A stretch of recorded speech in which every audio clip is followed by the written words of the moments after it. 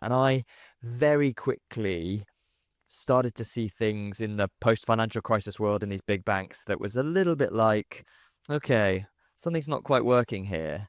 People have given all of their money to these huge financial institutions, and then things go wrong. What are they doing with them? And I started to go, okay, I don't know anything about the origins of why people gave people their money to look after in the first place, and then what happens with it at that point in time. It's very interesting because you say people gave their money, but they didn't give the money. They didn't give the money. They entrusted the money Right, to these right. people.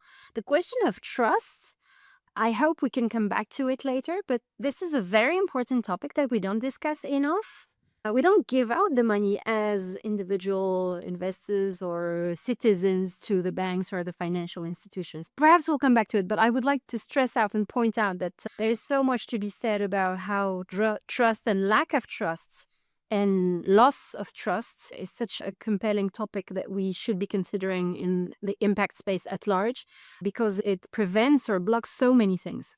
So true. And there's a word in there that I think is important for the work that, building on that idea of trust around stewardship and Yeah, stewarding, yeah. which I find is such an important part of where our capital at Better Society Capital and the capital that we steward comes from. That it's not a particularly sexy word in many ways, but it's got such depth and weight to it at the heart of the relationship between humanity and nature and other species, as well as money and individuals and the Mm, relationships that we have, and being mm. careful with some of that. I think there's a weight in some of the concepts that you're talking about that I think are totally spot on.